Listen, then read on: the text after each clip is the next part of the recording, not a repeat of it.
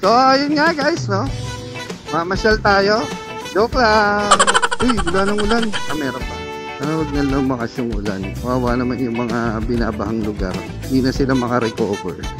Ang hirap kaya guys nung binabaha yung lugar nyo. Laking Malabon ako eh. So alam ko yung feeling baha dun sa tapat ng bahay nyo. Madalas inaabot pa yung bahay namin. Kung bata ako, pagka tag-ulan na, ang nanay ko, binibilan ako ng bagong bagong dustpan.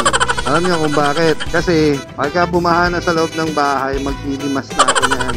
Ako tagalimas niya. Diyos ko po, yung gaganunin mo yung tubig palabas. Eh yung bahay namin, sala. Tapos aakyat kang ganun, kusina. Tapos sa kaliwa yung pintuan. So, ang mangyayari sa akin, dalawang beses ko siyang nililimas. Kasi nalalaglag din dun sa may kusina. Kailangan, lalagay ko dun sa kusina, tao itatapon dun sa labas. So, ganun yung Ngayon, ang ginawa ng nanay ko, siyempre, mahal na mahal ako nun. Concern sa akin, ayaw niya ako napapagod. So, ginawa niya ngayon ng paraan. Ang ginawa niya, bumili siya ng timba. So, from sala, lalagay ko sa timba. Pag napuno yung timba, tatapon ko sa labas. Walang tapon dun sa Walang tapon dun sa kusina. O, di ba ang galing? Napaka-supportive ng nanay ko. Ang galing. Ganun ang buhay namin sa Malabon. Kaya makita nyo yung vlog ni Ninong Ray, yung nilubog yung bahay. Ganun ang itsura rin ng bahay namin. Yung tipong lulusong ka hanggang binte. Minsan hanggang kita. Lusong ka, no? Ganita mo. Galing ka lang sa sala, no? Papunta kang kusina. Akala mo lumabas ka ng bahay.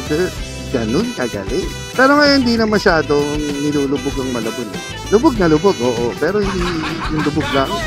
Lalo pag umapaw na ang Tulyahan River. Malabon kasi daan ng Tulyahan River bago makalabas ng ng dagat. Dadaan muna ng Malabon yan tapos nabotas. Tatawiran niya yan. So from Quezon City down to Valenzuela, patawid ng Malabon. So yun, nadaanan niya lahat yun. Pag umapaw yun at walang pumping station na gumagana sa Malabon, patay na. Salukan na naman yun. So aantayin nyo na humupa yung tubig. Yun ang buhay sa Malabon. Kaya nga sabi nila, pag taga Malabon ka, automatic may Seaman's Book ka eh. Pwede ka na mag-apply ng Seaman nun. Kasi may Seaman's Book ka. Pag residente ka ng Malabon, yung biroan dun. Lalo yung dun sa area ng Dampalit, bandang dulo na yan, boundary ng Bulacan, Malabon, Bulacan. Grabe ang dyan. Grabe ang tubig dyan. Meron dyan lugar na hindi na nawawala yung tubig. Tumambay na ron sa lugar nila, sa kalye.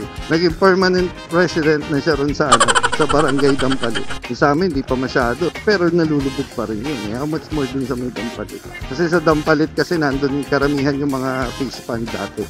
Ngayon yata, hindi na masyado. Yung huling bagyo lang, si Karina, dun sa Malabon hanggang Dibdib. Yan dito. Hindi totoo yan. Mga nasa 5'7" yung tao. Ganun kataas.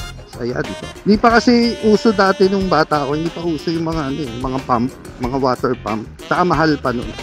Hindi naman namin kaya bumili ng yan. Yung ibang bahay siguro nakakapaglagay sila ng yan. O hindi lang ako binila ng nanay ko. Instead na yun ang bilin niya, daspan na lang.